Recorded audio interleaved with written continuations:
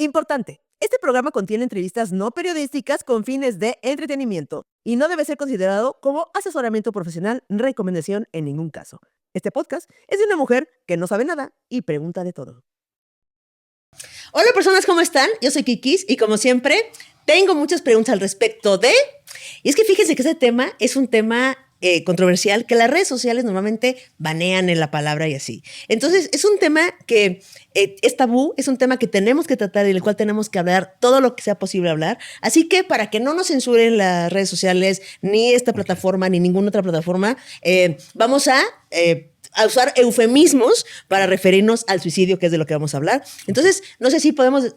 ¿Tienes algún eufemismo preferido acerca del suicidio?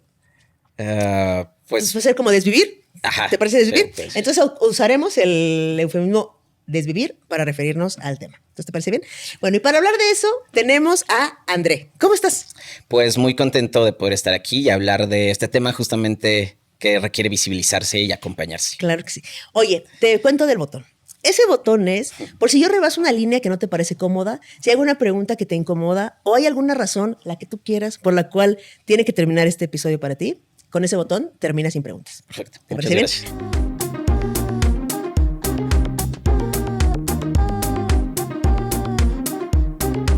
Ahora, tú trabajas en una asociación que se llama Trevor Project, que es una asociación internacional para la prevención de la desvivisión, digamos, Sí. ¿no? Primero, ¿qué es? ¿Qué es el suicidio? ¿Qué es la desvivisión? Es el acto que hace alguna persona y se dicen violencias autoinfligidas, aunque eso también me parece un poco patologizante, pero eso dice la definición, ¿no? Hacia uno mismo, con la intención de terminar con la vida y no tiene nada que ver, puede tener que ver con el contexto que está transitando la persona, con el momento de su vida, con una crisis que a lo mejor no pudo identificar recursos posibles o pasados. Y bueno, es esto. No se dice como, ya también hay nuevos verbos y lenguaje justamente en esto que tú comentas, para despatologizar y reducir también las creencias, que no son igual a mitos. ¿A qué te refieres con despatologizar? Qué difícil palabra. Sí, despatologizar. Sí. ¿A qué te refieres con eso? ¿Por qué es importante? ¿Platicas eso? Sí. Cuando hablamos de patologización o de algo patológico, quiere decir que se relaciona mucho con los trastornos psiquiátricos, ¿no?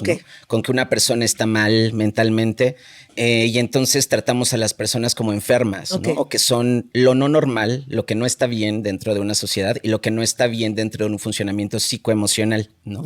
Entonces el despatologizar es quitar la parte clínica psiquiátrica punitiva, ¿no? Que violenta de por sí o revictimiza a las personas que están pasando por alguna situación importante y no amena, ¿no? Entonces es quitarle esas capas de maldad, ¿no? A las personas y vernos como los seres, las personas que somos, ¿no? Con un montón de contextos, un montón de interseccionalidades y situaciones que nos arrebasan y que nos atraviesan también. Fíjate que cuando empecé a ver cómo hacer este episodio, pensé en cómo hacerlo, o sea, a quién invitar, ¿no? Si invitar a una persona que se dedica, no sé, a la psiquiatría, si invitar a una persona que hubiera atravesado por algún intento de esto o por algún familiar que hubiera pasado. Y entonces justo fue el acercamiento con Trevor Project y me dijeron, tenemos a la persona que cumple con todas con todos los puntos que podría ser. Y esa persona fuiste tú, André. Entonces, tú en algún momento de tu vida atravesaste por pensamientos. ¿Podemos hablar ¿Te sientes cómodo? Sí. Okay. Entonces, ¿cuál es el proceso de una persona que está pensando hacia allá? ¿Cuál es esa línea que va? Pues gracias también por preguntar acerca de la comodidad. Creo que es muy importante. Mucho tiempo me lo he preguntado, es algo que me ha dado temor de poder conversarlo específicamente con mi mamá, pero justamente hay una teoría de algunos científicos y psicólogos y demás que dicen del efecto Webner o también Papagen o algo así, ¿no? Entonces dicen que es esta posibilidad o también disminuir esta creencia de que hablar de suicidio lo propaga, lo contagia, ¿no? Y es todo lo contrario. Hablar de suicidio, hablar de desvivisión lo visibiliza y además hace posible que se hagan también acciones en pro de la prevención, ¿no? Entonces, yo lo he pensado muchas veces alrededor de mi vida, ¿no? Específicamente, yo soy una persona transmasculina no binaria. Y me parece que tanto dentro de la infancia, yo creo que más consciente en la adolescencia, en esa etapa de prepa, lo pensé, ¿no? Okay. Y lo intenté en muchas ocasiones, porque siento que no comprendía quién era y qué espacio tenía yo en este mundo, ¿no? Como que de verdad no veía posible mi existencia, ¿no? Hace algunos meses me preguntaba una chica, ¿cuáles son tus planes a futuro? Yo tengo 34 años. Y creo que ahora me siento más orgulloso y con más ganas de vivir, ¿no? Que antes, y por poder decir mi edad, se habla mucho de la esperanza de vida, tanto para las personas neurodiversas como para las personas de la comunidad LGBTIQ+. Y entonces me tomó por sorpresa esa pregunta, ¿no? Y le dije, qué potente, nunca me había... O sea, me tomas así porque creo que en este momento que me siento más satisfecho con quien soy y con mi vida, con lo que estoy haciendo, no me había plantado mi futuro de esa manera, ¿no? Entonces, creo que ha sido un proceso de resignificar mi existencia a través también de la aceptación y de rodearme también de personas con las que he encontrado apoyo, también de encontrarle propósito, me parece que a mi vida, y justo esto para mí el hablar en estos momentos de estar contigo y darle visibilidad a esta realidad, ¿no? Me da también un propósito y un sentido de, a lo mejor... quién sabe, yo creo mucho en la espiritualidad y demás, ¿no? Pero de esto me da a mí un sentido de lo que he vivido y que también ha vivido en mi contexto. Entonces, creo que ha sido también la posibilidad de encontrar acompañamiento psicológico, que no es el único, ¿no? Y no hay una sola corriente que pueda ayudar a las personas, ¿no? Afortunadamente, cada vez hay más personas que nos dedicamos a esto. Y creo que también el poder contar ahora con una diferente comunicación y acompañamiento por parte de mi familia nuclear, ¿no?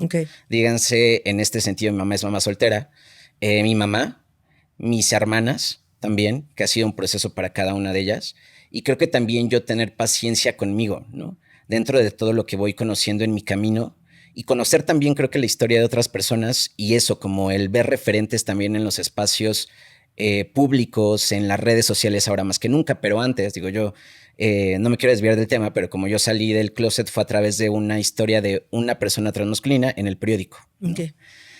Algo que no había sido así cuando yo salí del closet como mujer lesbiana en su momento, ¿no? Que era un contexto totalmente diferente, y creo que también había muchos intentos de mi parte e ideación en ese momento, por sentirme como distinto, como inadecuado, como rechazado de mí y de lo que yo veía allá afuera, ¿no?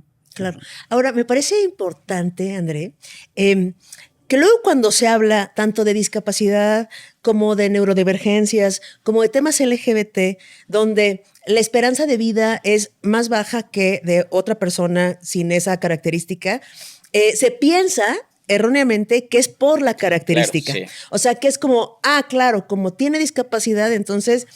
piensa más en este tema, ¿no? O como es LGBT, claro, desvivirse es la opción. Y como en la discapacidad, creo que es importante saber que el ambiente es el discapacitante. Y también en temas LGBT, no se piensa más en desvivirse por ser LGBT. El problema es el entorno que cubre, que a veces no se ven otras alternativas, pero no es por ser LGBT o por tener una discapacidad o por ser neurodivergente, sino es por el entorno. Y creo que eso es importantísimo de recalcar en este caso. Entonces, volviendo al tema, cuando tú estabas pasando estas situaciones en la adolescencia y así, que es una etapa, siento, tú me desmentirás si estoy diciendo cosas que solo se piensan, que es en la adolescencia, muchos pensamos en algún momento en esa opción por diferentes cosas. ¿Qué diferencia hay entre cuando es un pensamiento de la nada o por una situación específica o cuando ya es un pensamiento rumiante? O sea, en las tres es lo mismo. ¿Me puedes hablar de eso? Sí. Pues qué bueno que tocas ambas situaciones. Y esta pregunta, porque es cierto, o sea, cada persona somos un mundo, ¿no? Ujú. No somos una persona igual a otra. Que yo haya terminado con mi expareja no va a ser el mismo duelo que tú hayas vivido o que alguien allá afuera lo esté transitando igual. El desempleo también, entonces es circunstancial, por supuesto, ¿no? También, aunque muchas personas dicen, no, es que no se le veía así es que era una persona súper alegre, ¿no? Lo vemos mucho más, lo escuchamos mucho más cuando se trata de algún artista o demás, ¿no?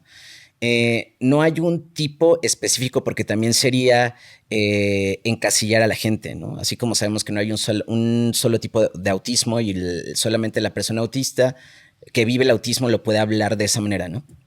Entonces es lo mismo, pero regularmente, y lo que atendemos también en The Trevor Project, son estas situaciones de crisis, ¿no? Y hablamos de crisis a cualquier cosa, ¿no? No encuentro mis llaves. Y para mí es importante, ¿por qué? Porque voy a una entrevista de trabajo y si no llego a esa entrevista de trabajo me quedo sin comer 2 semanas y etcétera, ¿no?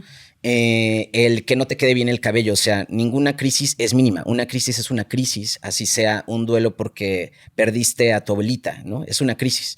Y entonces lo que sucede en las crisis regularmente es que olvidamos las herramientas con las que hemos contado en algún momento o se nos desaparecen las herramientas con las que podríamos contar en ese momento, ¿no? Entonces por eso se dice que las personas que llegan a suicidarse, que también no es un suicidio consumado, ¿no? Tampoco tuvo éxito en la desvivisión, tampoco es así, porque no es una situación ni de valentía ni de cobardía, ¿no? Ni de un logro, ni de una falla, una que le haya fallado, pues al final creo que lo que falla pues es el sistema y es lo que hacemos como sociedad en todos los rubros, ¿no?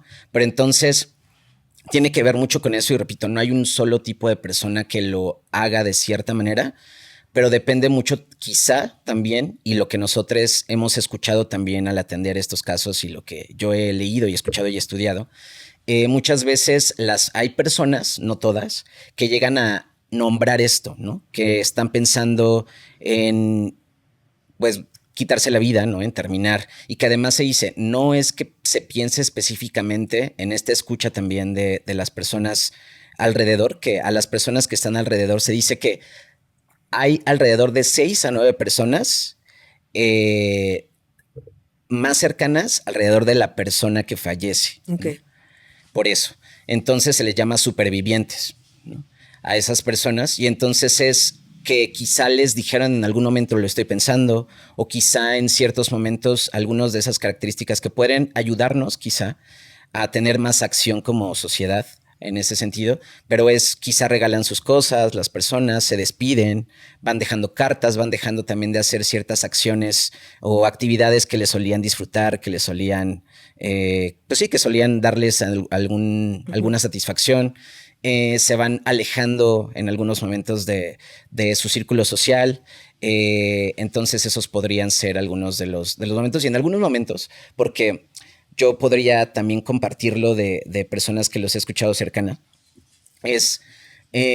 nunca lo habían pensado, ¿no? De hecho, recuerdo una plática que tuve hace un tiempo con uno de mis mejores amigos, en el 2023 me parece, y me decía, yo nunca lo he pensado, ¿no? Nunca ha pasado por mi mente porque tuvo una vivencia su expareja que llegaba a comentar de alguien que lo había vivido en su trabajo, ¿no? Entonces él nos decía, yo nunca. Y yo le decía, pues yo sí, por diferentes circunstancias. Y me decía, yo nunca. Y entonces, corte B, el año pasado su expareja, pues, da la vida. Y entonces, a partir de ahí, desde el minuto en el que él se entera de esto, me dice, es que ya me quiero ir también con él, ¿no? Y pues es esta cuestión, no, nunca en la vida lo había pensado por las circunstancias que hayan sido, no lo había pensado, ¿no? Y también en algún momento yo me acuerdo de otra persona cercana, para terminar como esta pregunta, fallece su mamá, perdón, y también era como nunca lo he pensado, ¿no? Y en ese momento me dijo, me quería lanzar con ella, así, ¿no? Entonces no podemos adivinar las situaciones, pero sí podemos hacer algo al respecto, ¿no? Se dice que la mayor parte de de las personas que pues hacen esta desvivisión es prevenible en cierto grado. Entonces, ¿es el mismo foco rojo si yo lo pienso y nunca lo había pensado, si lo pienso una vez o si es un pensamiento que traigo en la cabeza todo el tiempo, ¿es igual de foco rojo? Pues yo diría que es una oportunidad para recibir ayuda y para también ser ayudada, ayudado o ayudade, ¿no? Okay. Que sí sería importante, repito, no solamente es importante y se ve también, digo, se hizo una encuesta y a través de diferentes encuestas de diferentes organizaciones, pero en el 2024 The Trevor Project lanzó una encuesta también, ¿no? Y entonces se nota en ese caso dentro de la población de juventudes LGBTIQ+, pero una de las principales causas por las que las personas LGBTIQ+ ha pensado o ha intentado el suicidio es alrededor del 60% por cuestiones familiares, llámese rechazo, discriminación y demás, y otro 20% de ese 100 en total, que es muy importante, o sea, se me hace muy preocupante, es las situaciones escolares, ¿no? Oh. Entonces, si vemos, digo, hay cuestiones de privilegios y también de dificultades en otros contextos, pero no todas las personas desafortunadamente accedemos a la educación o se truncan, pero si vemos un contexto juvenil donde se espera que estemos o en la casa o en la escuela y pasas tu mayor parte del tiempo ahí, entonces yo diría que es importante buscar un apoyo y escuchar también. Creo que con el paso del tiempo vemos, pero no observamos, ¿no? O oímos, pero no escuchamos, ¿no? Entonces, es poner atención y también creo que este tipo de programas y este tipo de iniciativas hace la diferencia para que nos eduquemos. No nacemos sabiéndolo todo. Okay. No nacemos ni sabiendo pedir ayuda y se nos dice siempre como de, no, somos les más fregones y tú puedes, ¿no, mija? O quién sabe, ¿no? Así como, es que tú siempre has sido una fregona. Sí, pero hay momentos en los que el ser la mejor o el mejor cansa, claro, ¿no? O el momento de luchar y de salir avante de tantas cosas cansa y es humano no poder en ocasiones. Entonces, creo que eso es importante. O sea, sí creo que abre una puerta para poder automirarse también en esos momentos donde sea posible, porque puede pasar también de un momento a otro, ¿no? Pero abre una ventana de posibilidades para poder escucharse y también ser escuchado. Fíjate que hay muchos mitos acerca de esto. Y uno, te voy a decir algunos, por ejemplo, que es esto, y viene mucho de lo que decías de las 9 personas que se enteraron, ¿no? Que tal vez pasaba. Que es, mira, si lo va a hacer, no va a andar avisando, ¿eh? Ya sabes, como esto de que te van avisando, que se piensa como que puede ser una manipulación o tal. ¿Es cierto eso? ¿O qué tanto porcentaje de las personas que lo realizan sí avisaron y cuántas no avisaron? Pues no tengo ahorita como recuerdo específicamente el número, pero sí hay personas que sí lo nombran, ¿no? Como, y creo que ahora también con las redes sociales, digo, tienen sus pros también, pero algunas veces hacemos estas bromas de es que ya mejor sí, ¿no? Y no, y es que si no me contesta o si no voy al concierto de Lady Gaga, claro, ¿no? Entonces, por eso es tan importante la escucha, ¿no? No como alarmista tampoco, ni se trata de llevar a las personas a un tipo de acompañamiento a fuerza, ni hablábamos hace rato de la patologización, ¿no? Pero sí es una gran creencia, como tú lo comentabas hace rato, y que es muy constante de, ay, quien avisa no lo hace. Así, ¿no? O pues es que también como esta parte de la culpa, por eso este acompañamiento que se llama posvención en la suicidología, que es la suicidología, es esta rama de la psicología que afortunadamente, ¿no? Yo no la conocía. Yo no sabía que existía. No, o sea, yo la percibo muy nueva, ¿no? No recuerdo exactamente cuántos años lleva, pero yo me enteré a raíz de que, pues yo quería ayudar a alguien muy importante en mi vida, ¿no? Que antes de la pandemia había tenido algunos intentos y estaba, pues, en un momento complicado, transitando diversas crisis, ¿no? Y pues para mí fue importante en ese momento, más allá de lo mío, no porque, bueno, quién sabe, por cuestiones de amor, ¿no? Y de hacer de tejer estas redes. Yo pensé, quiero hacer algo para ayudarle, ¿no? Y entonces, escuchando un podcast, me di cuenta que había esta onda de la suicidología. Y entonces tomé una certificación y ahí es donde nos dice que los supervivientes o las personas supervivientes son estas personas impactadas tras cuando una persona termina con su vida, ¿no? Okay. Llámese personas, no solamente familias, puede ser la compañerita que se sentaba junto, ¿no? La mejor amiga de, sí. ¿no? hasta la persona, la persona que también trabajaba como portera, ¿no? De la institución o demás. Entonces, ya se me olvidó el punto. Pero pasamos a otra, no te preocupes. Ahora dime una cosa. ¿Qué pasa en las infancias y en las escuelas? Regresemos un poco porque es una locura. Sí. Es una locura que estén pasando eso en las escuelas. O sea, ¿qué hace falta en las escuelas? ¿O qué tú piensas que hace falta en las escuelas para evitar eso? Porque o sea, siento que es parte del sistema, ¿sabes? Y siento que a veces ver al individuo nos nubla el problema real, sí. ¿no? Entonces, ¿tú qué crees que hace falta en las escuelas para que no pase eso? Por lo menos en esos entornos que deben ser seguros, ¿no? Sí, y es súper chido que toques esto, porque también forma parte de unas creencias, ¿no? Como de las infancias no hacen eso. Sí, son los ¿no? más felices. ¿Qué van a estar pensando de eso si son pureza y así, ¿no? Y es que, pues, desde que nacemos de la panza y nos dan la nalgada, ¿no? Ya lloramos, sí, ya sufrimos. Ay, sí. Entonces, pues, estamos atravesadas y transitando la vida, siempre, ¿no? En dolor, en alegrías, en duelos y demás, ¿no? Entonces, es muy importante que se hagan políticas también, como tú lo nombras, enfocadas en infancias y en juventudes, ¿no? Y sobre todo en los ambientes escolares, por lo mismo que ya lo compartíamos, ¿no? Entonces, yo creo que hace falta esa sensibilización, ¿no? Y por eso en ese momento, digo, esta certificación era específicamente enfocada a los espacios escolares, ¿no? Y había docentes, había padres de familia y demás, ¿no? Y otras personas que nos dedicamos a algo muy diferente, pero creo que hace falta hablar de esto principalmente, ¿no? Por eso disminuir esta creencia de que hablarlo es propagarlo, ¿no? Al contrario, como todo, lo que se habla no es que, lo que no se habla no es que no exista, sí existe, pero entonces si estamos en el ocultismo, dejamos de hacer algo porque exista con mayor dignidad. Digo, justo yo lo pienso así. Todas las personas podemos hacer algo, ¿no? Desde cualquier trinchera. Así nos creamos con pocas capacidades, podemos hacer algo. Pero para poder hacer algo necesitamos la vida. Entonces, en los espacios creo que primero, además de esto, de la posibilidad de sensibilizar, es ver a las infancias y a toda persona como seres capaces y autónomos también e inteligentes para poder recibir esta información y hacer algo al respecto, ¿no? Creer también, escuchar a las personas, ¿no? A las infancias, a las personas en edades escolares, saber que todo lo que tengan por vivir y sentir, sea una materia reprobada también, todo es importante, ¿no? Claro. Y que si le está generando una crisis, entonces hay que poner ahí la escucha, el ojo y la intención también. Acercarse, yo también lo valoraría de esta manera, dado estos casos que muchos de los intentos también son en la juventud, ¿no?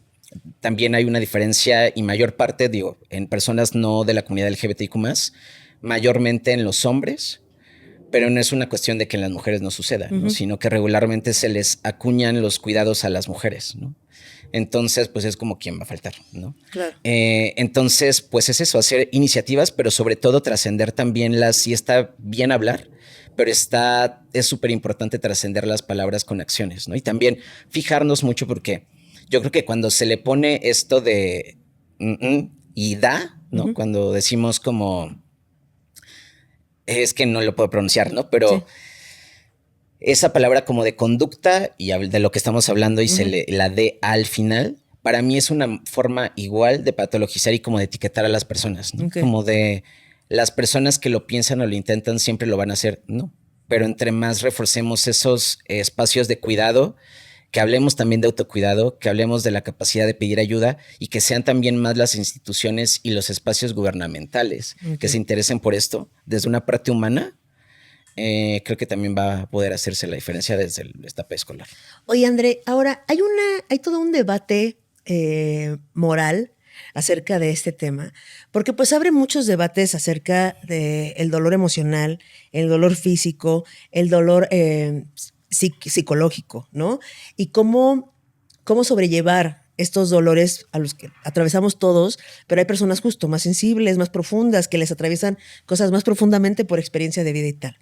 Y entonces el debate va acerca de, bueno, primero, es ilegal hacerlo. O sea, en México, por lo menos, es ilegal el suicidio, digamos, ¿no? Ahora, el debate legal va a ¿por qué es ilegal? ¿Por qué alguien que está sufriendo pues suficiente como para que piense que esa es la alternativa óptima para esta persona? ¿Por qué esta persona no puede por qué no puede tener una muerte digna a placer, digamos? ¿Tú qué piensas acerca de todo este debate? Pues yo creo que en esta también se me hace súper, súper valioso que lo toques, porque también creo que es algo de lo que no se habla casi, ¿no?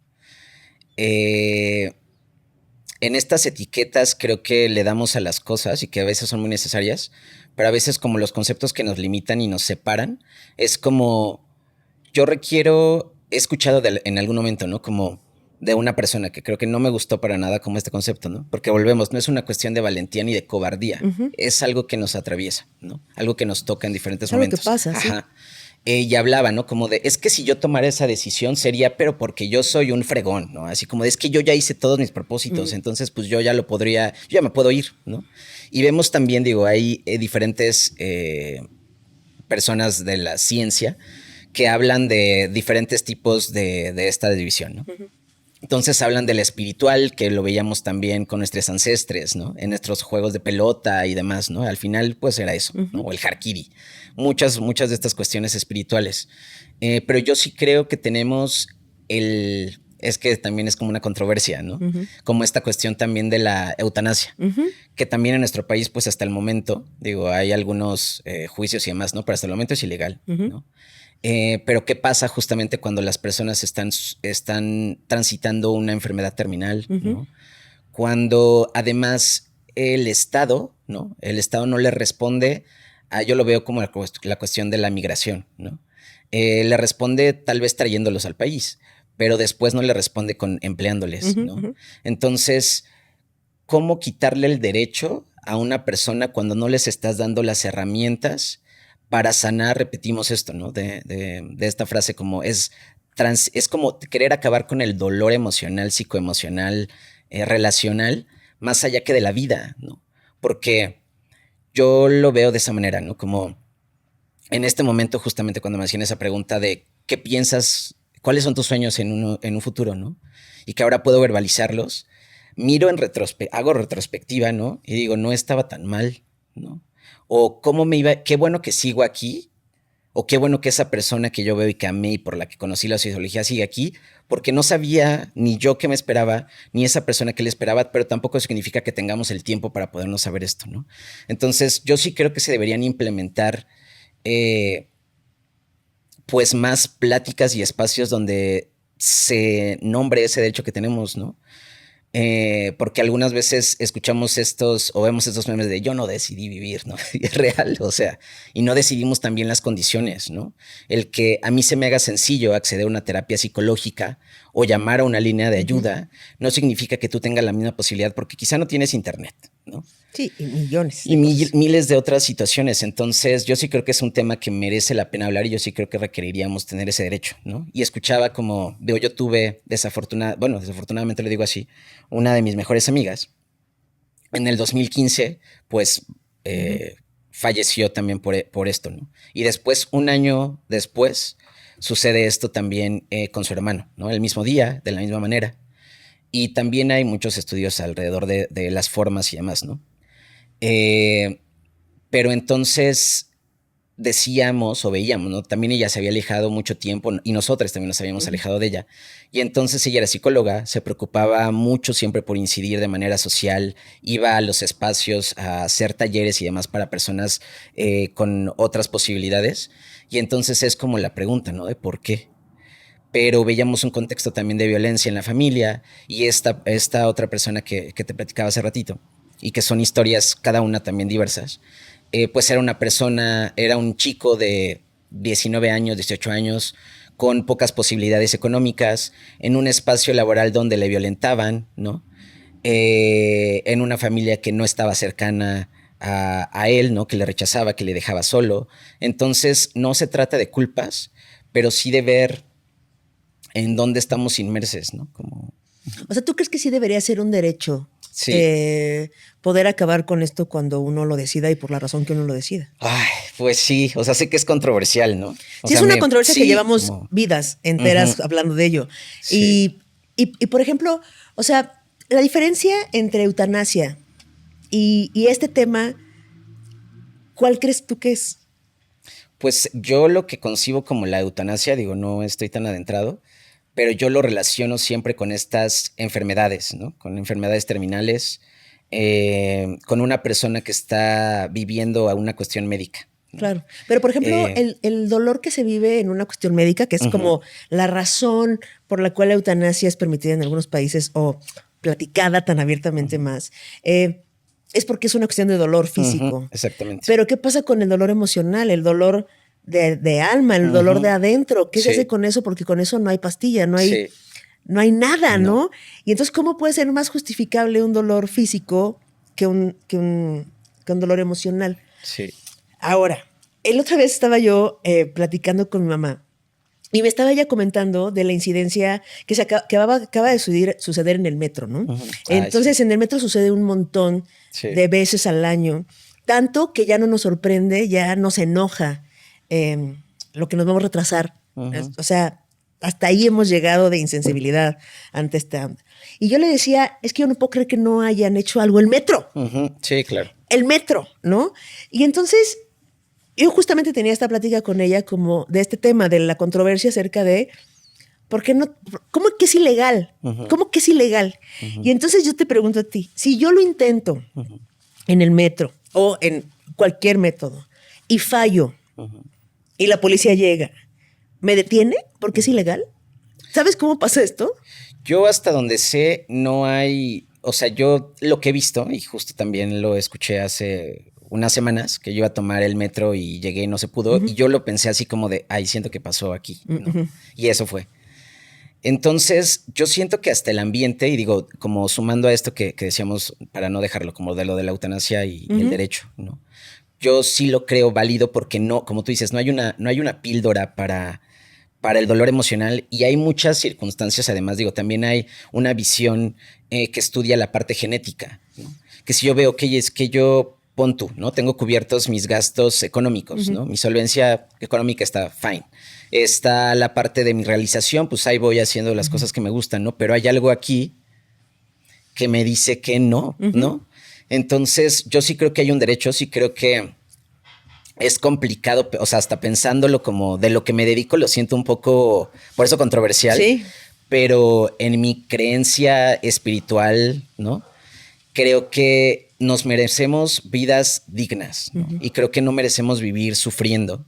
Entonces, yo lo que veo, y también por eso se me hace importante esto que esta última pregunta, que me parece que no hay una investigación más allá, y lo que yo sé, digo, estaría muy importante y ahora me lo llevo de tarea, como estudiar esta parte, pero lo que yo sé es que les dan como una contención así de, pues, van al psicólogo, ¿no? Al psicólogo. Pero de ahí no dudo, no creo que haya más, ¿no? No creo que haya un seguimiento de, oye, ¿cómo estás? Te va a hablar la gobernadora a ver cómo estás, sí, o te voy a financiar un acompañamiento terapéutico no patologizante, y además, si por la situación de esta es porque eres, no sé, yo me imagino, ¿no? Por decir algún ejemplo, porque eres una madre soltera de 15 años, ¿no? Que no encontró rechazo en su familia y demás, te voy a aportar los recursos económicos.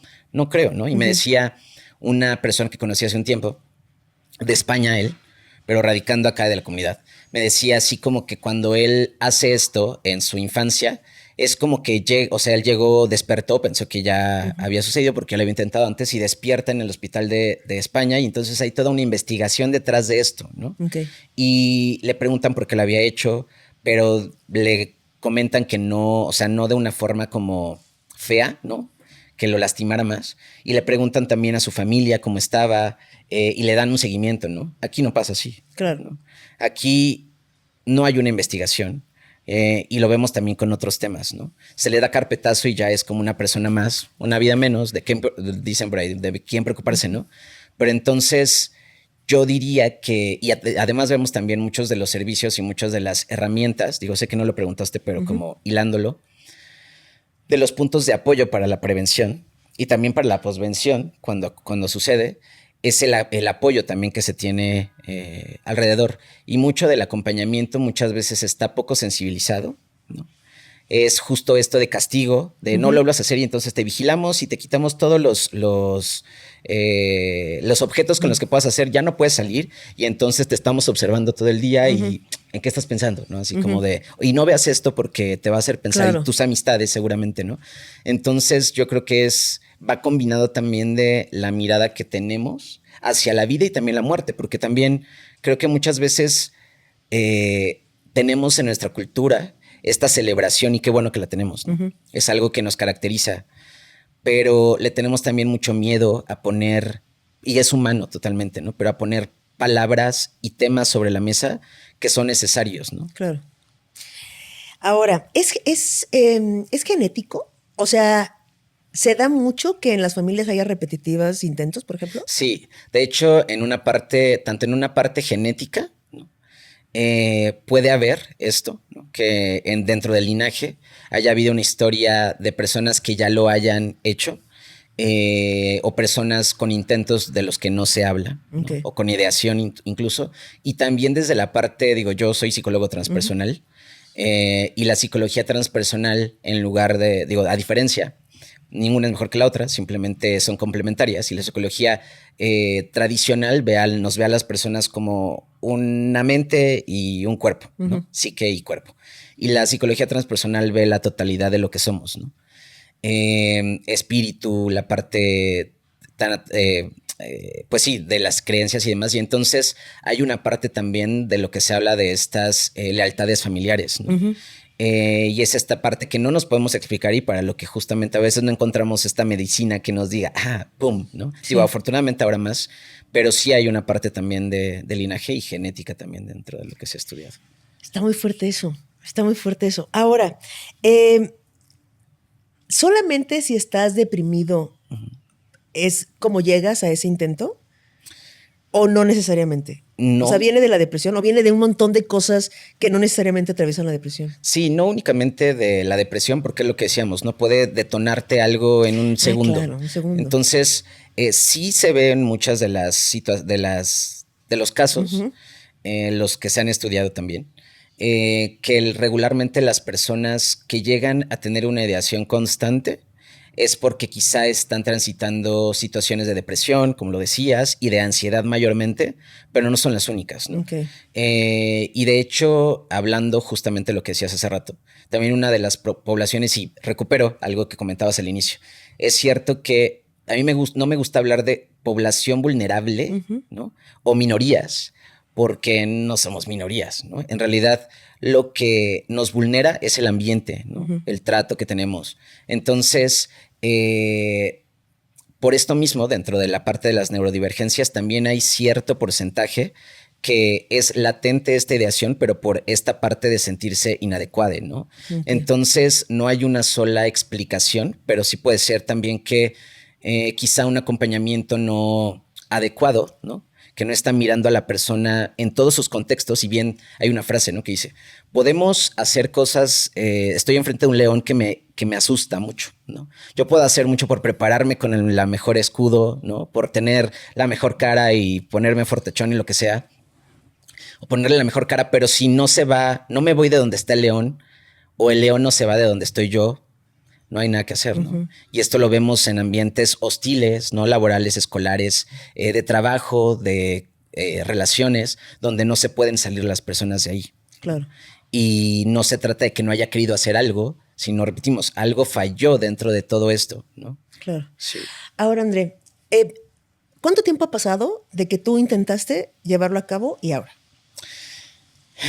Pues la última ocasión me parece que fue alrededor de 3 años. 4 años más o menos. ¿Y antes tuviste muchos intentos? Pues sí, los más que yo recuerdo, y que además no hay como el mío, ¿no? Era como específicamente en ese momento ponerme en peligro, ¿no? Como en ese momento todavía no había transicionado, ¿no?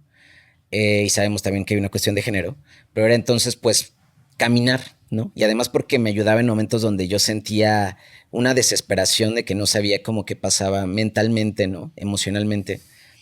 Y otra ocasión en la que pues yo venía como no estaba estudiando en la universidad y entonces recién había salido del closet con mi mamá como una mujer lesbiana y yo ya estaba más consciente de que era una persona trans, pero además habían muchos duelos sucediendo dentro de mi familia, ¿no?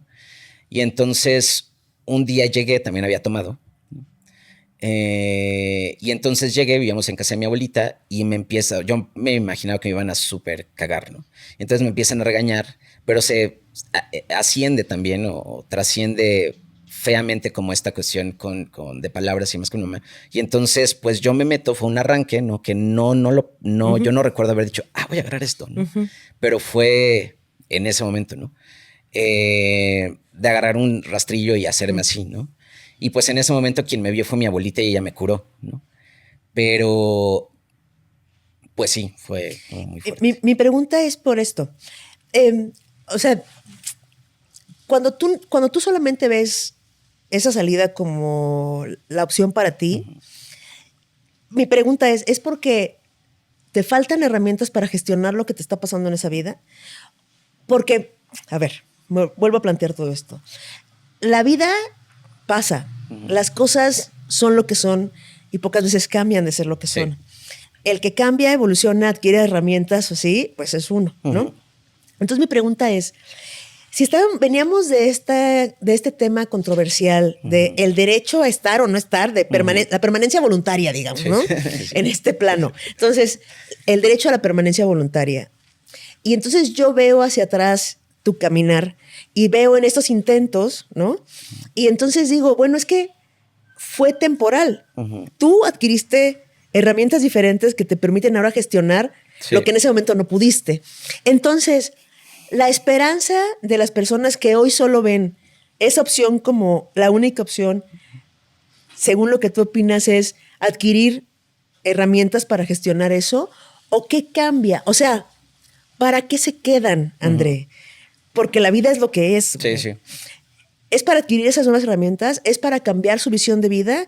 ¿Es para que las cosas cambien? O sea, ¿cuál es la esperanza? Pues, ¿me explico? Pues yo creo que puede estar puesta en diferentes cosas, ¿no? Si ahorita que me lo preguntas, yo miro como esta imagen que la tengo muy presente más que para culparme o demás, ¿no? Me significa muchas cosas, ¿no? Como esa alianza que yo nunca imaginé que mi abuelita me estuviera viendo en ese momento, ¿no? Y mi abuelita corrió y me curó y nunca se habló de esto, ¿no? Nunca se habló de eso, ok. No, nunca me preguntó por qué lo hiciste. Tampoco fue algo que yo platicara con mi mamá, nada, ¿no? ¿Y tú hubieras preferido hablar de eso? Pues no lo sé. En este momento sí, y me parece bastante como alivianador y sanador y también que creo que puede servir, ¿no? Por esta pregunta tan valiosa que estás haciendo. En ese momento no lo sé, porque no sé justo qué herramientas o qué hubiera dicho, ¿no? Por lo que yo sentía, ¿no? Que probablemente era mucho enojo, no lo sé, ¿no? Pero, repito, me significa como muchas cosas. Y entonces, ahí yo tuve una red de apoyo, ¿no? Que no esperaba, no sabía, ¿no? Y lo que yo veo en esto que comentábamos, ¿no? Es como de, qué bueno que sigo aquí, ¿no? Y que estoy pudiendo hacer algo que no es, yo lo hablo también desde una parte como de propósito y se habla mucho del propósito de vida, ¿no? Tener un porqué, ¿no? Un para qué estar aquí, un para qué continuar, como tú dices, para qué no hacerlo, por qué no hacerlo, ¿no? Pero la esperanza de una persona puede estar puesta en su perrite, ¿no? Para poder estar, y muchas personas así lo dicen también. Yo solo no lo he hecho porque tengo a mis gatites y mis gatites dependen de mí, ¿no? O porque mi mamá está enferma y depende de mí.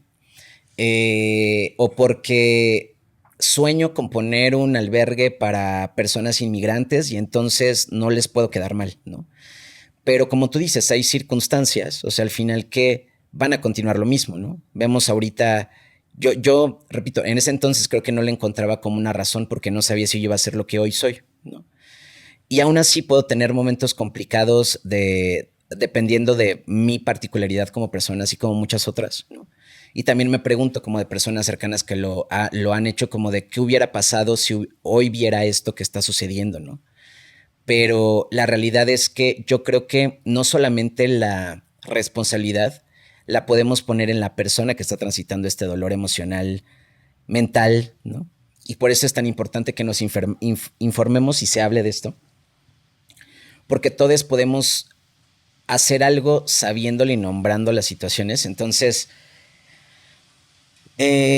yo pediría apertura, ¿no? Porque pueden haber cuestiones controversiales, como lo que ahorita me preguntabas, y repito, es súper chido y potente, pero apertura para poder escuchar, ¿no? Y en todo, porque no solamente existimos las personas de la diversidad, existe la neurodivergencia.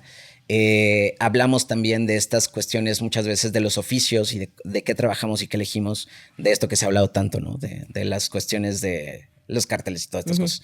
Entonces, no sabemos la historia de otra persona, ¿no? Claro. Entonces yo creo que nos corresponde a todas y a todos y a todes poder hacer algo, pero yo sí diría que tenemos derecho o tenemos la posibilidad o la humanidad de perder la esperanza y recuperarla en lo que a nosotros nos haga sentido, ¿no? Ok.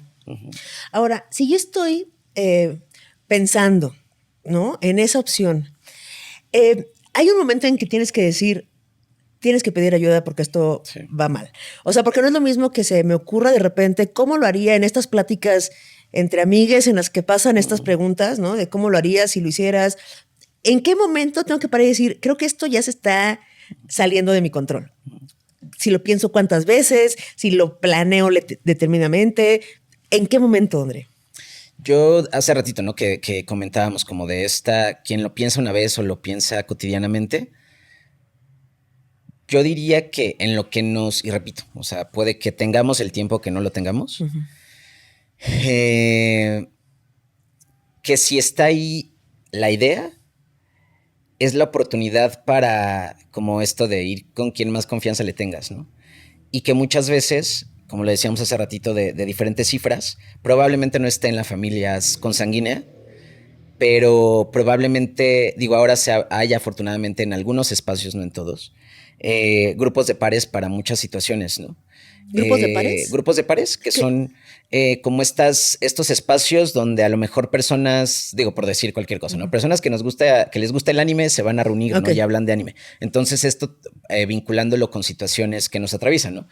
Madres solteras o en violencia vicaria, personas con cierta dependencia a sustancias que quieren aprender a tener un uso más consciente de estas y que en momentos quizá donde sienten que pierden el control de esta toma de sustancias, entonces quieren aprender. Entonces son grupos de pares en donde el propósito es acercarte a un contexto similar al tuyo con la intención de escuchar, aprender quizá o verbalizar también lo que tú estás viviendo, y también se sabe que hace una diferencia también en la forma de pedir ayuda. Entonces, yo diría eso, como que, repito, no desde una parte de, soy lo peor y me culpo, porque la culpa, hablándola hemos escuchado mucho desde la parte religiosa, ¿no? Entonces, la culpa no nos hace más que hundirnos y ahogarnos. Claro. Y no se trata de buscar culpables ni de sentirnos culpables, pero yo creo que sí, que desde un primer pensamiento puede ser un buen momento para... Claro. Oye, pero ¿no crees que la culpa es el que... O sea, yo estoy de acuerdo contigo en eso, en ese concepto de la culpa, pero respecto a este tema en específico, no sé si la culpa sea el mayor detenedor de que lo hagan. Y la culpa viene de la culpa religiosa, de que esta creencia de que si lo haces no, como que no te vas al lugar prometido, ¿no? Sino que te esperan siglos y siglos de dolor. Sí. O la culpa por los seres que se quedan, ¿no? Por la mamá que se queda o por el dolor que voy a causarle a mis familiares.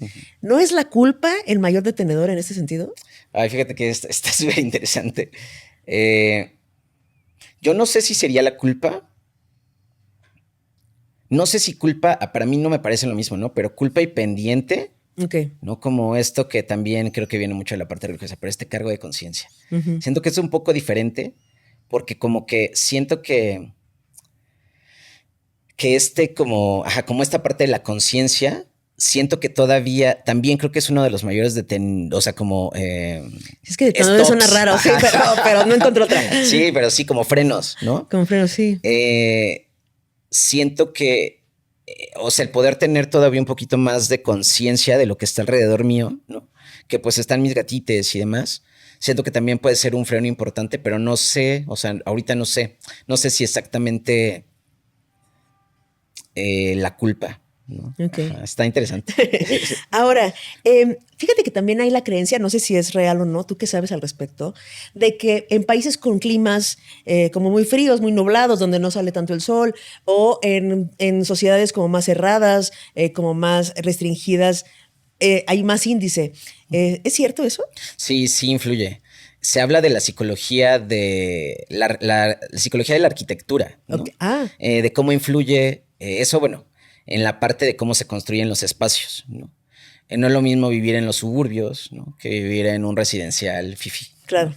Entonces, por supuesto que permea el clima, ¿no? Y se habla también, aunque hay uno de los países, no me acuerdo ahorita cuál es, con el mayor índice de felicidad, pero coincide también con que es un espacio con un clima no tan tropical, ¿no? Okay.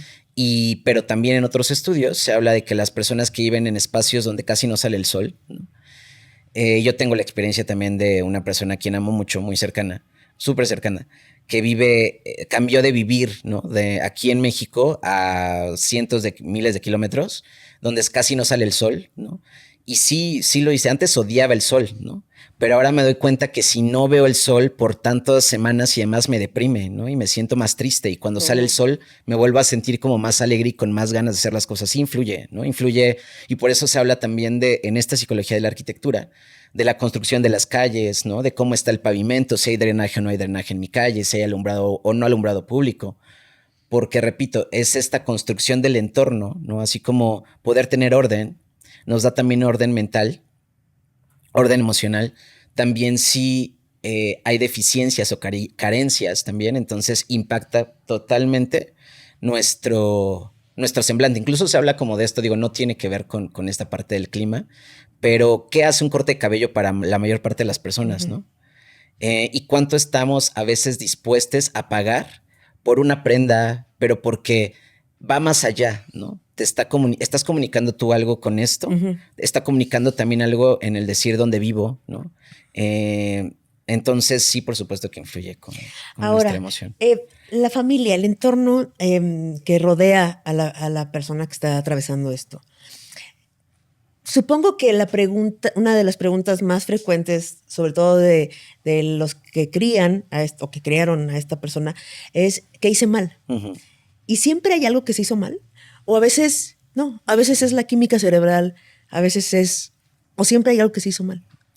Mira, es también yo creo que es una pregunta muy, muy valiosa y espero que también impacte en la mejor manera a quienes han perdido a un familiar o a las mismas personas que se llevan así, ¿no? Porque también creo que en esto que platicábamos como de la culpa o de estos frenos, es como es que no lo pienso, yo también lo pensé muchas veces, es que no me gustaría hacerlo porque mi mamá va a pensar que fue la peor madre de toda la vida, ¿no? Y digo, hemos tenido nuestros momentos, ¿no? Pero digo como, no, pues no lo es, ¿no? O qué van a pensar mis hermanas o qué van a decir mis sobrines ahora, ¿no? Pero creo que hay ocasiones, y volvemos a todo esto, ¿no? Siempre en esta parte de poder prevenir, hay una responsabilidad del gobierno, ¿no? Sistémica, de la familia, ¿no? Del entorno, de las condiciones sociales, económicas y demás. Pero yo creo, como lo decías ahorita, y retomando esto de lo del derecho a decidir qué hacer con nuestra vida, ya que la estamos teniendo, es quizá solamente hay algo justamente dentro de las personas que ya no pueden, ¿no? Y que ya intentaron quizá muchas herramientas y no hay algo que les haya funcionado, que les haya contestado también se habla como de esta división existencialista, ¿no? Entonces no les ha contestado la pregunta quizá al qué hacen aquí, ¿no? Al por qué quedarse un día más. Entonces, sí, yo creo que sí hay muchas veces que se les falla, ¿no? Y en ocasiones se echan como las bolitas, ¿no? Como de, es que tú fuiste quien falló. Y también en algún momento me preguntaba, yo veía esta situación de lo de la expareja de este mejor amigo, y yo lo veía de lejos, ¿no? Y también como escuchando la historia y demás desde mi juicio, como es que ahí falló la familia y es que ahí falló el espacio laboral, ¿no? Pero entonces, hablando desde la persona, que también es muy importante, ¿no? Porque en esa ocasión esa persona lo hizo dentro del espacio laboral, ¿no? Okay. Y repito, era muy abusado por su espacio laboral. Y entonces él avienta la pelota, ¿no? Y dice, no, aquí sí lo tratábamos como rey, ¿no? Pero la realidad es que le pedía que llegara a ciertas horas y le pedía que le subiera su comida al señorcito dentro de su casa, ¿no? Y como que lo tratara con pincitas y lo corría cuando quería, ¿no? Entonces yo creo que sí hay cosas que podemos hacer mejor como sociedad, pero como... digo, he visto muchas de las ocasiones en las que algunas personas, y no porque requiera ser así, pero que alguna mamá ha hecho alguna organización para entonces escuchar ahora a las personas, ¿no? Pero dijo, yo todavía, y yo escuché esto, seguramente algunas personas conocen esa historia, pero que ella todavía le vio a su hijo unos segundos antes de que su hijo hiciera esto, ¿no? Y él ya le había dicho, ¿no? Que es que mamá, yo ya no quiero vivir, ¿no? O sea, te lo estoy diciendo ahorita, ¿no? Y le dijo así como, ya no quiero vivir la mamá. Ahorita vengo, seguimos platicando, ¿no? Pues ya. Pero es como, se verbalizó, ¿no? Como de, es que ya no hay nada que puedas hacer por mí, te agradezco lo que has hecho por mí. Entonces, eso también me parece muy importante que quede presente. Y ahí, digo, no lo preguntaste, ¿no? Pero para terminar como de esta pregunta, hay espacios dentro de, digo, hay los menos, ojalá que cada vez podamos co-crear más, pero donde se le brinda acompañamiento especialmente.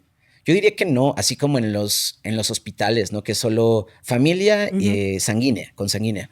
Pero no sabemos cómo nos atraviesa justamente esta vivencia, ¿no? Y qué significan las personas para cada uno, abogando por esta humanidad. Entonces hay espacios donde se brinda escucha y acompañamiento justamente a los supervivientes de alguna de estas vivencias. También se dice, hay cosas que se dicen, que es como hay muchísimos métodos para llevarlo a cabo. Y dicen que depende el género, el país y así, hay como tendencias. ¿Tú sabes si es real? ¿Si las formas son socioculturales? Sí, sí tiene que ver mucho con... Sí, y también muchos hasta donde yo recuerdo, algunas ocasiones de los objetos punzocortantes tienden a tener también relación justamente con esto del género y que regularmente con los hombres, ¿no? Y también se habla, dependiendo de la circunstancia de la persona, ¿no? De las situaciones, como el grado como o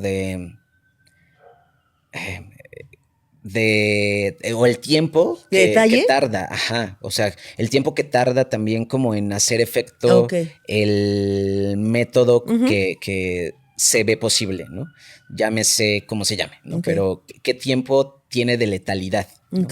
Entonces, sí es relevante y sí tiene mucho que ver también con el género, así como la incidencia que hablábamos hace ratito, ¿no? De los hombres, pero que no es porque las mujeres no lo piensen, ¿no? Claro. Sí. Es que siento que es un tema muy amplio que seguramente tendremos que volver a tocar. Aquí todo el mundo pregunta. Pregunto yo, pregunta la audiencia, pregunta la producción. Te puedo hacer preguntas de la audiencia. Y ustedes, si quieren andar aquí preguntando cosas, hay un botón en alguna parte de YouTube que dice unirse.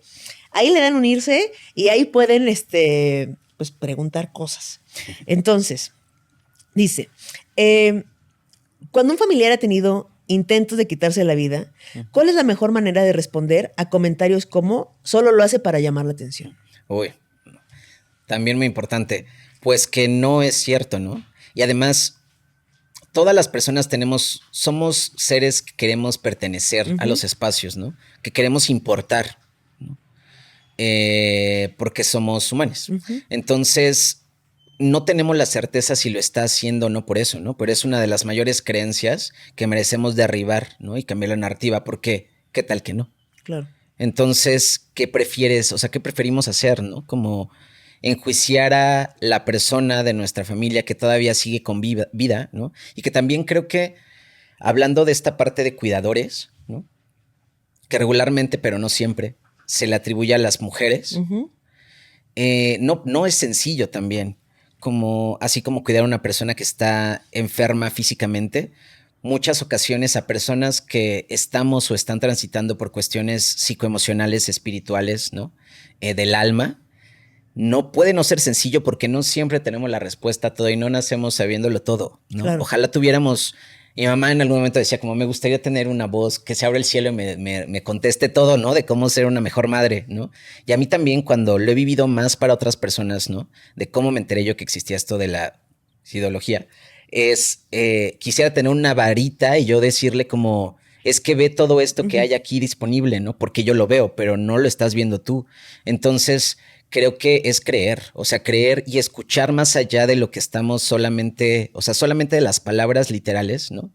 Meternos un poquito más y sentarnos a platicar y quitar, sobre todo, sí, esta creencia de que le está llamando la atención y sí, pero mejor hago algo contigo, ¿no? Para que la llamemos con vida, a que no tengas más para llamarla, ¿no? Claro. Sí. Ok, dice, ¿de qué depende que en diferentes estados haya mayor índice de desvivisión?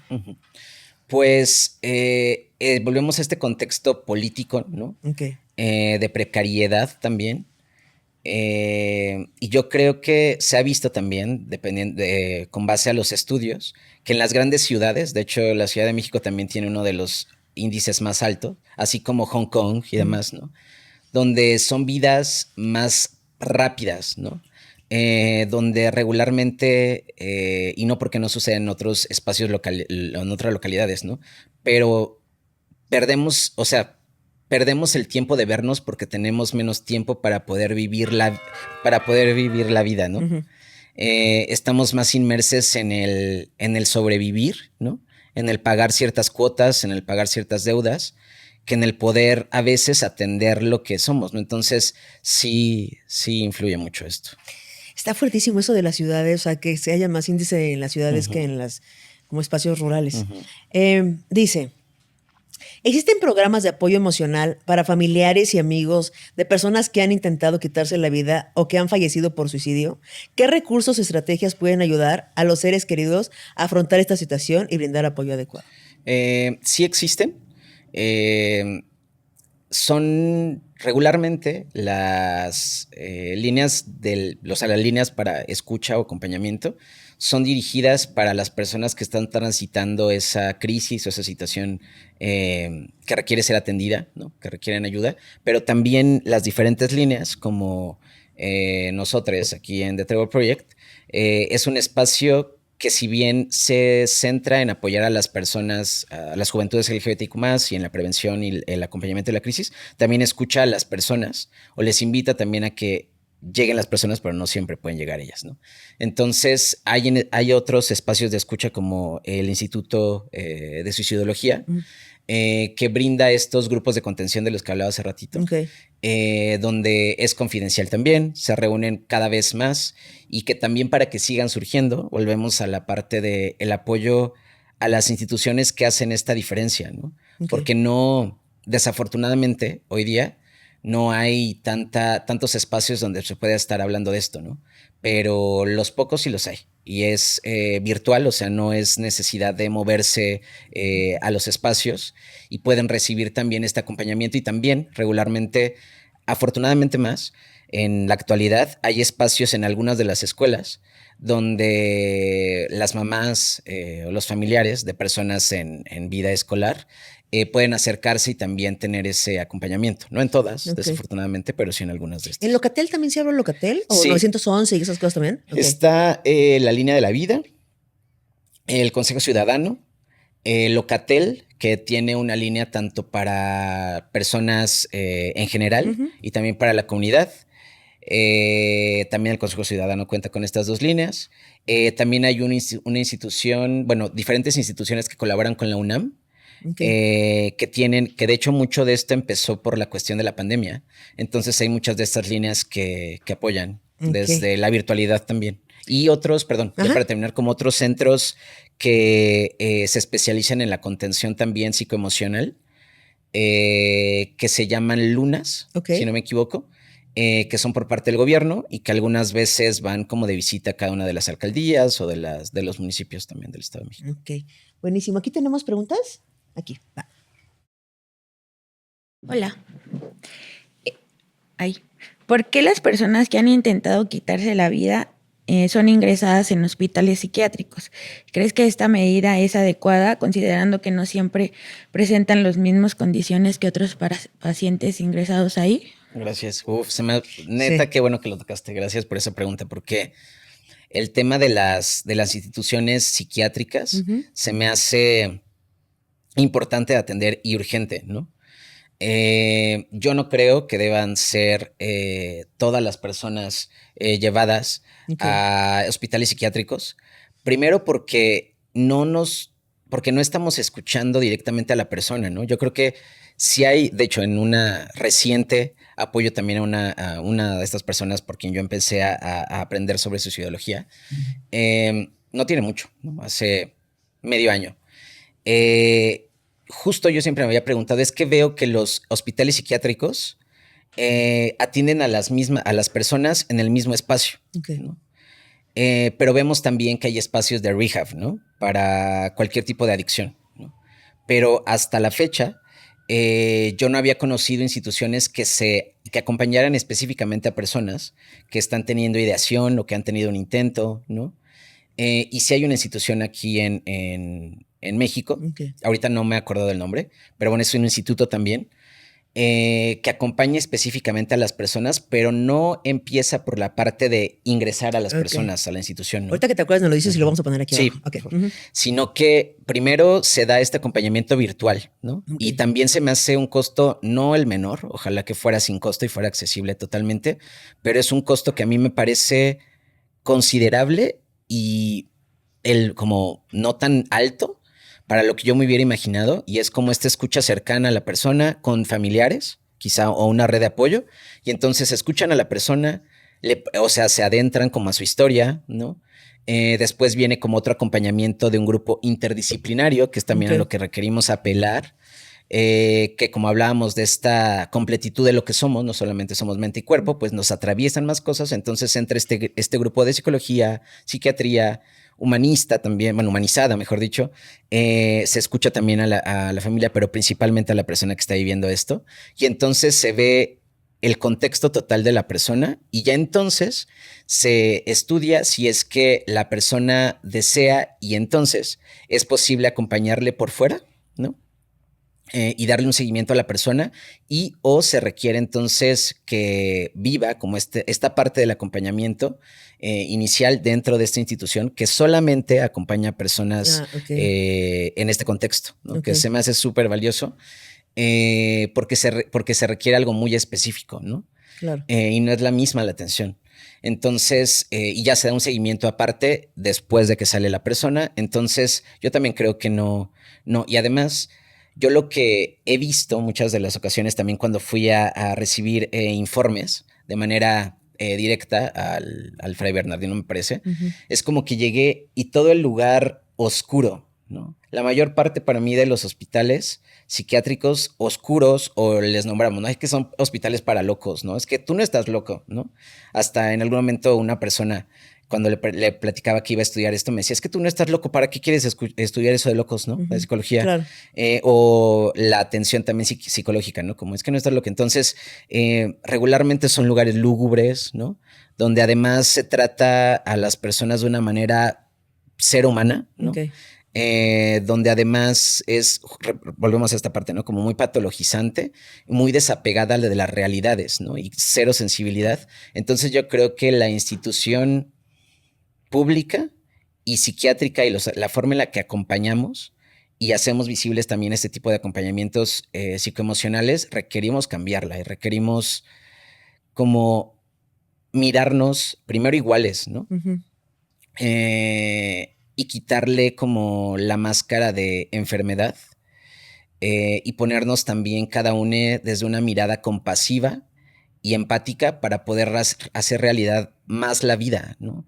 Y disminuir esta desesperanza. Entonces yo, repito, a mí no me parece que sea ingresar.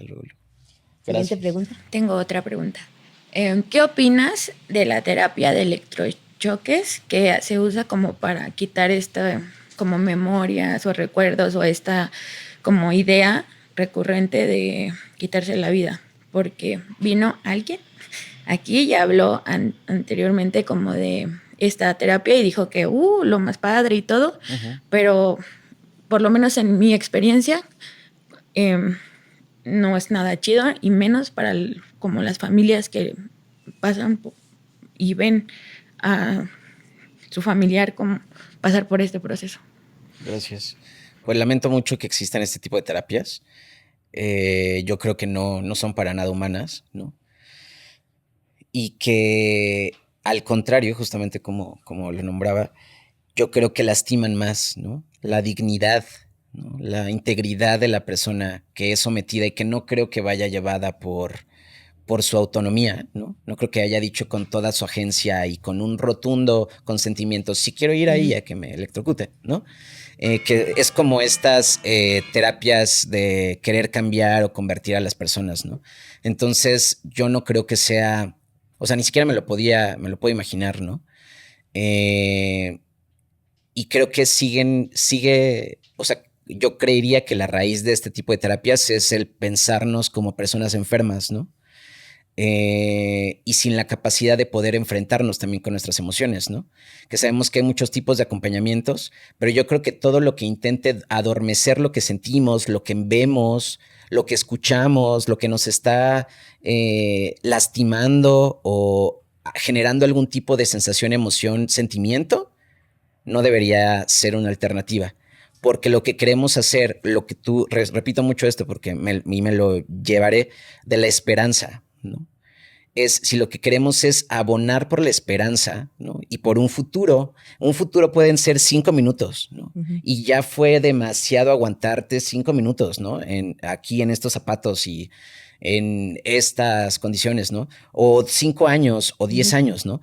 Pero abogar por eso, pues entonces sería pues tratar de esa manera, ¿no? Como sensibilizarnos y gestionar también, creo que mucho de eso viene del miedo, ¿no? De no saber cómo acompañar a las personas. Y entonces es como, ¿qué queremos hacer? Pues apagar y abogar siempre por lo inmediato, pero yo no creo que eso haga ninguna diferencia más que terminar. Digo, no sé si han visto, no sé si lo tengo que llamar, pero hay una película que acaba de salir que se llama Memorias de un Caracol. Sí, no la he visto. Pero bueno, para mí hay algo relacionado con esto. Okay. ¿No? Creo que no, como que sería para mí lo peor que alguien pudiera imaginar para algo así. Ok. ¿Hay alguna otra pregunta ahí? Sí. Mi pregunta es, ¿cómo puede una persona lidiar con la frustración, con la desesperación? Pero pues, ¿cómo se puede lidiar justamente con esta parte de que quieres ayudar, pero pues no sabes qué hacer? Y la persona pues a lo mejor aunque quiera no puede hacerlo, y pues tú vives justamente con esta angustia, con ese temor de que o sea, no sé qué hacer y en cualquier momento puede pues, pasar. Gracias. Pues te súper entiendo esta pregunta y también se me hace muy importante porque recupero del que no nacemos sabiendo todas las cosas, ¿no? Y nunca estamos preparadas para que escuchemos que alguien a quien amamos ya no quiere estar aquí, ¿no? Y creo que eso, relacionándolo con lo que hablábamos hace rato, decimos como ¿qué nos falta, no? O algunas veces esta pregunta de ¿no soy suficiente para que? Pero bueno, primero es voltear a ver, o sea, no dejar de vernos, porque también sería erróneo, ¿no? Es como esto que dicen en los aviones, ¿no? Como de primero te pone la mascarilla para entonces poder ayudar a otras personas. Entonces es lo mismo, ¿no? No dejarnos de ver, pero primero pues eso, escuchar, ¿no? Yo creo que escuchar, reconocer esto, que al mismo tiempo que queremos ayudar, merecemos tener ayuda también nosotros, porque si queremos ayudar a alguna persona en crisis, no podemos meternos a la crisis porque entonces ¿quién nos saca también a nosotros, no? Y por eso soy tan incisivo en esta parte de lo de los cuidadores, ¿no? No es sencillo, pero creo que el acercarse a personas, repitemos, estos espacios de grupos de apoyo, ahora afortunadamente también, digo, nosotros en la organización tenemos diferentes recursos bibliográficos, visuales, videos y demás contenido, así como este podcast, ¿no? Yo creo que también que existen este tipo de podcast donde se hable, podemos escuchar algo y podemos entonces aprender herramientas, ¿no? Acudir, no sé si lo que hablaba hace rato, ¿no? Si la persona se encuentra en edad escolar, acercarse también a la institución, desde la parte también como sensible, ¿no? Y hablarlo también, me parece, que en espacios donde la colectividad está presente, ¿no? Espacios donde nos sentimos seguras, seguros, segures, porque quizá alguien ya haya pasado también por algo por algo similar, o quizá alguien lo está pensando incluso ahí, le podemos servir también. O sea, los grupos de apoyo hacen un parote para la familia, para los amigues, la persona que lo intenta. Sí, y que no todos tienen un costo. Sí hay algunos quizá, algunos como decíamos que no siempre, pero en este caso que es familiar directo, sí hay este acceso al acompañamiento, pero creo que es eso, como el reconocer que podemos sentirnos, no tener las respuestas, pero tener como el interés genuino o quizá no te entiendo, ¿no? Sabes que no he vivido lo mismo que tú. Ahorita no tengo cómo ayudarte, porque también creo que el hablar, como decíamos ahorita, el poner el tema sobre la mesa, ¿no?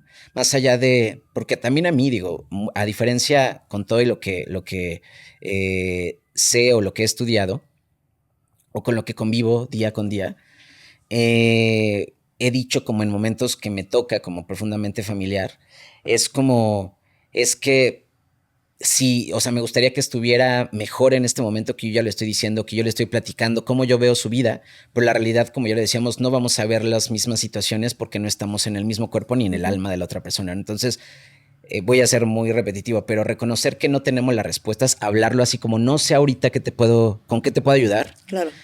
Dime quizá qué no te gustaría que te dijera, ¿no?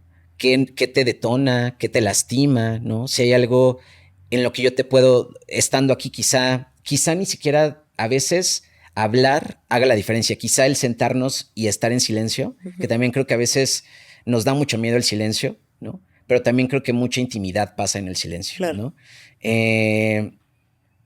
Escuchar a la persona como en sus necesidades. Y también creo que siempre, en ocasiones, también señalar cuando o hacerle saber a la persona, yo creo que también eso es muy valioso, como hacerle saber a la persona lo importante que es para nosotros, ¿no? Okay. O en esta necesidad que también tenemos como seres humanos de validación. No digo que sea la única alternativa, o que diga una persona, es que yo lo hice, ¿no? Yo le hice saber a mi hija cuánto le amaba. Claro.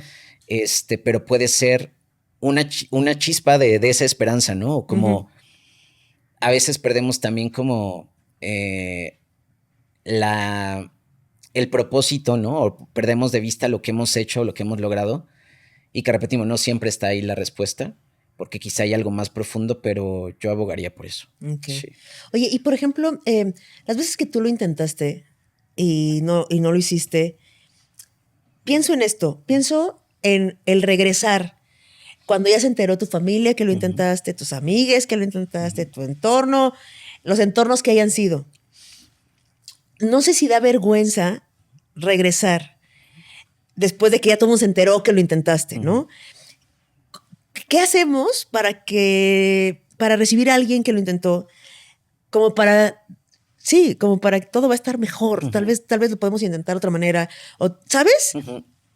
No sé, como que esa vergüenza que supongo que ha de dar, creo que no está nada chida. Sí. Y creo que es un regreso, no sé, difícil. Pues también me parece muy importante porque sí, o sea, creo que es como cuando alguien puede estar en una relación y termina y es así de, ¿ahora cómo regreso? Sí. ¿No? Entonces, sí creo que se sienta quizá alguien más en mayor grado, pero es como recordar quizá que, o hacerle saber, yo creo que para ayudar a la persona como que está transitando esta situación, es como hacerle saber quizá que no está sola, ¿no? Okay. Que no le condenamos, ¿no? Que le queremos de la misma manera, ¿no? Okay. Que sabemos también o que reconocemos lo que le ha costado, ¿no? Que aunque no nos expliquemos también el motivo por el cual o lo que le llevó, ¿no? Que también a mí no me gusta hablar de motivación, porque yo creo mucho en el valor de las palabras y cómo construimos nuestras realidades o nos destruimos a través de las palabras. Entonces yo no digo lo que le motivó no. Entonces lo que le llevó a considerar, ¿no? Esto, que quizá no lo entendemos y que quizá nunca lo vamos a entender por más que queramos, pero que estamos con ella, él o ella, ¿no? Sí, no lo necesitamos entender. Ajá, y que si requiera de más ayuda, quizá, porque yo me imagino, ¿no? Personas que a lo mejor requieren regresar a su espacio laboral o a la escuela, ¿no? Por ejemplo, o en la misma familia, que si nosotros podemos también ser un medio para esa reintegración, pues vamos a estar ahí, ¿no? Y que si algo, además, porque quizá hay algunos detonantes, ¿no? Algo que escucha, algo que ve, que le recuerden a ese momento o demás, como que también, si es que lo quiere verbalizar, porque también creo que dar ese tiempo puede no ser el mismo día, o puede no ser a la siguiente semana y puede que no quiera hablar de ello durante mucho tiempo o nunca quiera hablarlo, ¿no? Pero que si lo quiere verbalizar, también nos pueda hacer saber cuáles son esas situaciones que le duelen, ¿no? O que le detonan, para que entonces podamos, es como cuando una persona se encuentra en situación de violencia, ¿no? Que sabemos que si ver a cierto familiar es complicado, entonces, bueno, podemos ya ser una fuente de apoyo y no insistir en, es que ya tienes que aprender a manejar esto, porque pues lo vas a ver todos los días, ¿no? Pero pues bueno, podemos ser esa, pues sí, ese apoyo. ¿Otra pregunta? Ajá. Hola, ¿hay alguna manera de distinguir cuando los comentarios de querer dejar este mundo son reales o son simplemente broma? Lo digo porque, por ejemplo, hay muchas, pues la nueva generación lo habla muy como a la ligera, ¿no? Decir, ya, pues mejor me voy, ya, mejor me desvivo, ya, ¿para qué no? Pero ¿en qué punto tendríamos o cómo ver en qué momento es de preocuparse y ponerle de verdad mucha atención o tomarlo como que solo están diciendo una broma o como que solamente es un comentario de moda o algo? Gracias.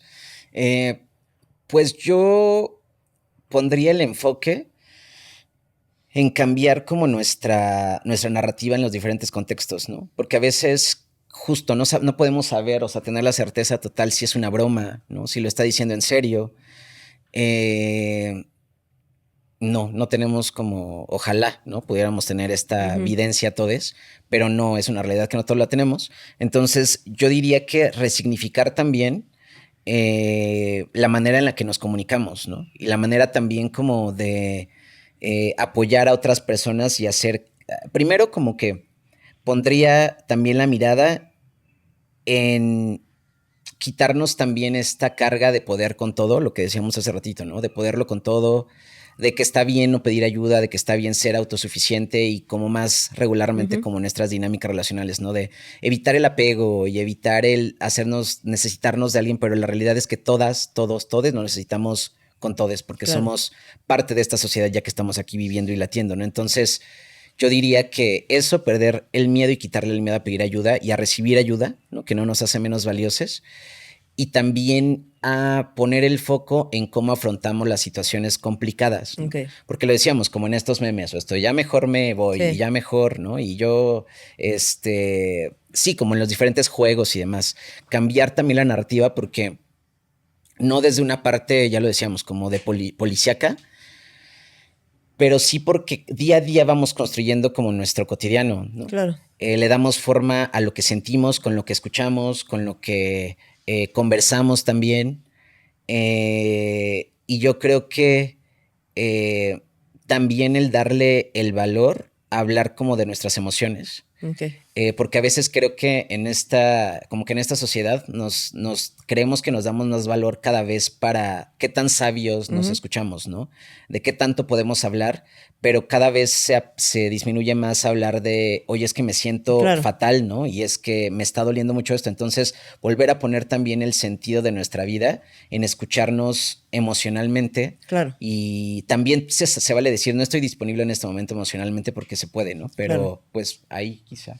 Sí, o sea, creo que también si dejamos de bromear, o sea, si podemos llegar a ser conscientes de que las llamadas de atención reales se ven perdidas por tantas bromas que hacemos al respecto, tal vez podemos dejar de bromear con eso para que sí se vean las que son reales, ¿no? Sí. Muchísimas gracias, André, por haber venido, por abrir tu historia, por tanta generosidad. Y dime, ¿hay algo que no te haya preguntado que es importantísimo, te parezca importantísimo de saber acerca de este tema? Gracias. Pues todo me pareció muy importante. Creo que se abarcaron afortunadamente muchos puntos. Lo último que yo diría es pues que nos interesemos unos por otros. Okay. Que nos respaldemos también a medida de las posibilidades, que dejemos también de cargar con una autoexigencia que nos sature, ¿no?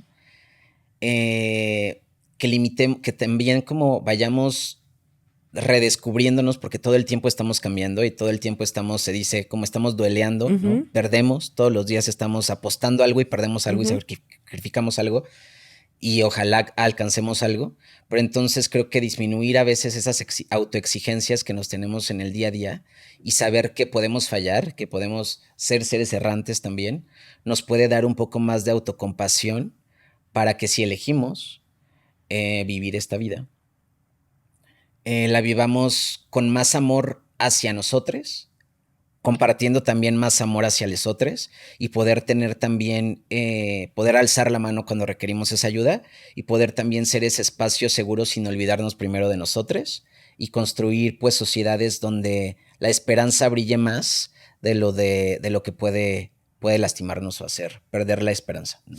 Sí. Muchísimas gracias, André. Y ustedes, muchísimas gracias por estar aquí, ya saben, desde las 6 de la mañana cada lunes. Si tú o alguien que tú conoces está pasando por una situación similar, aquí abajo te dejamos los contactos donde puedes acudir.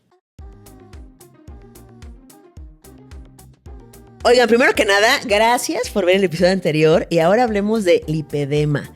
¿Qué es? ¿Cómo se diagnostica? O sea, ¿solo es una persona gorda o tiene lipedema? ¿Se quita con ejercicio, con dietas? ¿Qué sí se puede hacer? ¿Por qué duele? Todo eso, lunes desde las 6 de la mañana.